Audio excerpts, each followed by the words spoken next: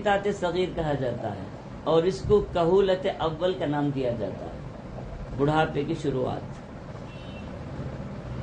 40 سال ہو جانے کے بعد انسان یہ نہ سوچے کہ میں جوان ہوں، سوچیں کہ اب بڑھاپے کی شروعات ہو گئی ہے۔ اللہ والے کہتے ہیں ایک مرتبہ کسی نے موت سے شکایت کی کہ بھائی تیرا بھی کیا ظلم ہے، بتاتی نہیں کرتی نہیں، اچانک آ دھمکتی ہے۔ اگر تیرا آنا معلوم ہو جاتا تو ہم کچھ تو اچھے عمل کر سکتے تھے نا، کچھ تو توبہ استغفار کر سکتے تھے، بتاتی نہیں اور اچانک سے آ جاتی ہے، اور جب آ جاتی ہے تو پھر کچھ چانس بھی نہیں دیتی ہے، لے جاتی ہے۔ تو موت نے جواب دیا تیری غفلت تھی، تیری زندگی میں ہزاروں مرتبہ میں آ کے بتا رہی تھی کہ میں آنے والی ہوں۔ جب تیرے جوڑوں میں درد آیا تھا، گھٹنوں میں تکلیف شروع ہوئی تھی، میں ہی تو آ رہی تھی، وہ میں موت ہی آ کے بتا رہی تھی کہ میں آنے والی ہوں۔ جب تیرے سر میں بال سفید ہونے لگے، داڑھی میں تیرے بال سفید ہونے لگے، میں ہی تو آ کے بتائی تھی کہ میں آنے والی ہوں۔ جب تیری تندرستی بیماری میں بدلی، بخار چڑھا، نزلہ زکام ہوا، میں ہی تو آ کے کہی تھی کہ میں آنے والی ہوں۔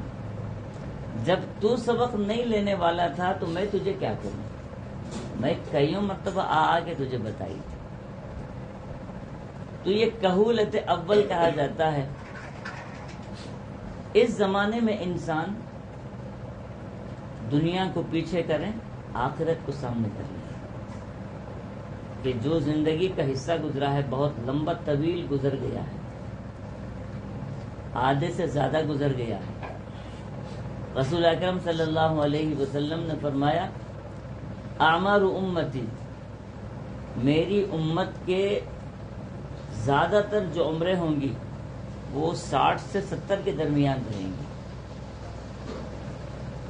اب 60 سے 70 کے درمیان کوئی بندہ چلے جاتا ہے تو ہم بڑا پریشان ہو جاتے ہیں کہ بھائی کیا بیمار تھا، کیوں چلا گیا؟ 1400 سال پہلے بتا دیا گیا کہ اکثر جانے والے اسی عمر میں رہیں گے، زیادہ عمر جس کو مل گئی وہ اس کا نصیب ہے۔ تو 40 سے 60 کی جو عمر ہے یہ انسان کا تیسرا قدم ہے۔ اس میں تو کم سے کم گناہوں سے توبہ، استغفار، نمازوں کی پابندی اور اپنی گزری ہوئی زندگی پر ندامت و شرمندگی کا اظہار، یہ ساری چیزیں ہونی چاہیے۔ چوتھا جو مرحلہ ہے وہ 60 سے 80 ہے۔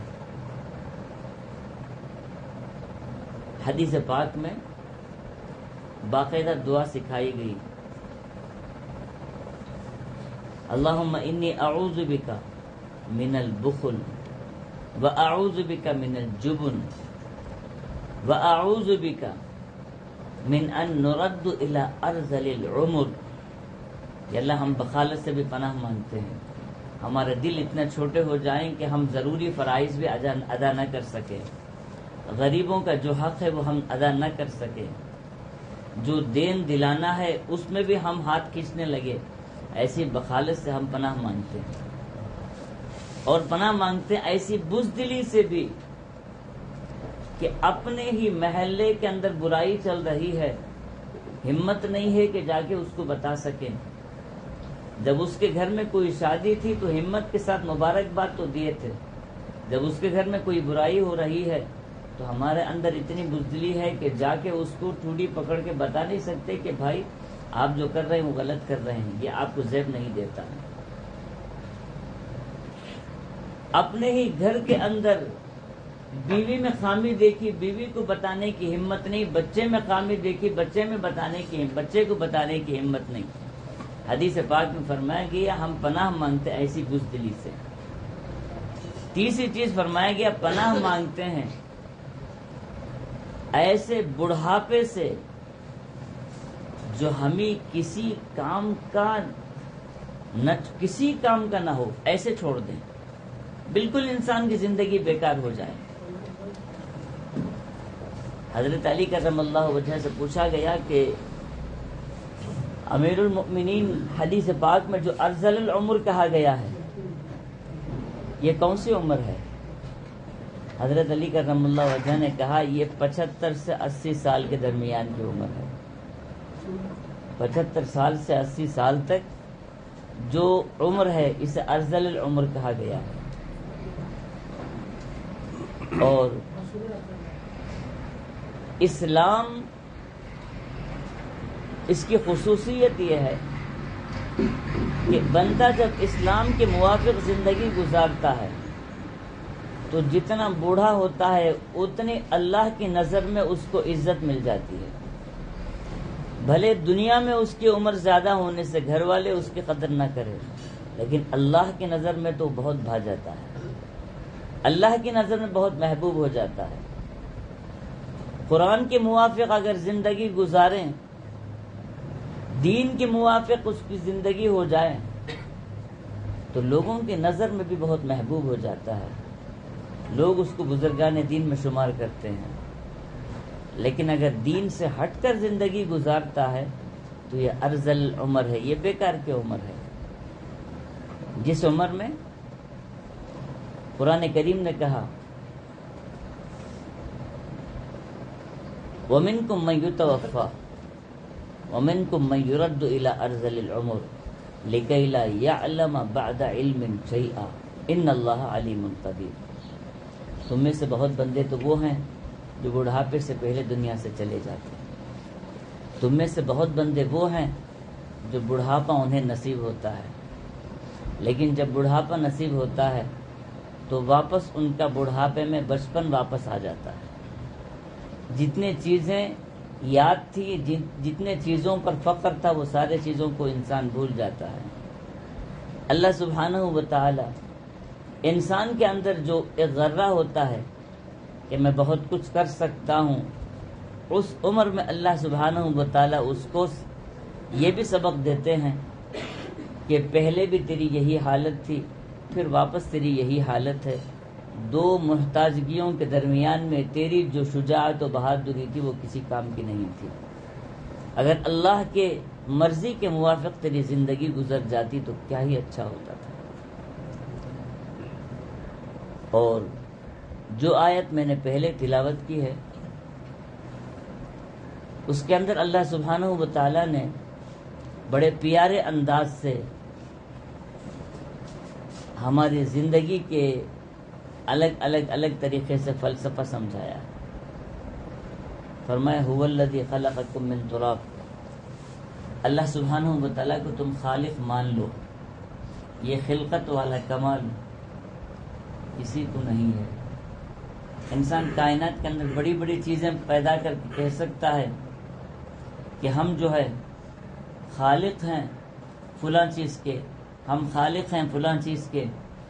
ہمارے اندر وہ طاقت ہے کہ ہم جو چیز کو چاہیں روڈ پہ چلا سکتے ہیں، جو چیز کو چاہیں ہم ہواؤں میں اڑا سکتے ہیں، اور اگر ہم چاہیں چاند تک پہنچ سکتے ہیں. ساری چیزیں، سارے کمالات ہیں. اللہ تعالیٰ فرماتے هو الذی خلقکم. میری خلقت کی کوئی مثال پیش کرو. میرے خالق ہونے میں کوئی مثال تمہارے اندر ہو تو ساری دنیا مل کر کوشش کرو کہ ایسی خلقت کر سکتے ہو. فرمایا هو الذی خلقکم من تراب. اللہ تعالیٰ نے تمہیں مٹی سے پیدا کیا. تمہاری شروعات مٹی سے ہوئی. ثم من نطفہ. پھر ایک گندے پانی میں اس کو منتقل کیا گیا. انسان مٹی سے بنا. سیدنا آدم علیہ السلام کی طرف اشارہ ہے. پھر سیدنا آدم علیہ السلام سے نسل شروع ہوئی. فرمایا ثم من نطفہ. ایک گندے پانی سے تمہیں وجود بخشا گیا. ثم من علقہ. ماں کے پیٹ کے اندر یہی پانی جو ہے ایک لوتھڑے کی شکل بن گیا. ثم یخرجکم طفلا.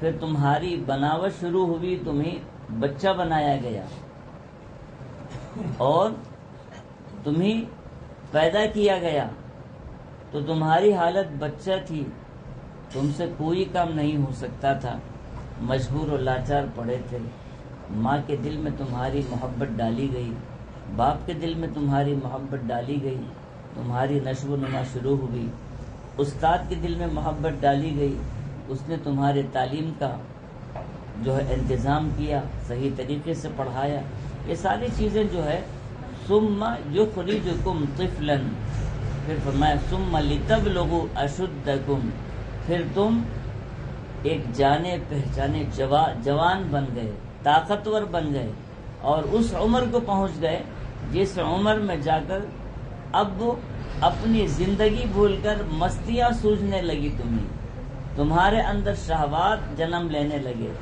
اللہ تعالیٰ کو بھول کر زندگی گزارنے لگے، یہ سارے کیفیات جو بھی ہیں ثم لتبلغوا اشدکم، فرمایا اللہ تعالیٰ نے ثم لتکونوا شیوخا، یہ تمہاری زندگی کی آخری حالت ہے کہ پھر تمہیں بوڑھا بنا دیا گیا، جو بچپن تھا وہ بچپن پھر بڑھاپے میں منتقل ہوا۔ تو ان سارے چیزوں کو بتانے کا مقصد ایک ہی چیز ہے کہ جو جوانی ملی ہے یہ کوئی معمولی چیز نہیں ہے، اس کی اگر قدر کریں گے تو کامیاب زندگی ہے، اگر قدر نہ ہو تو پھر یہ زندگی ہماری بیکار ہے۔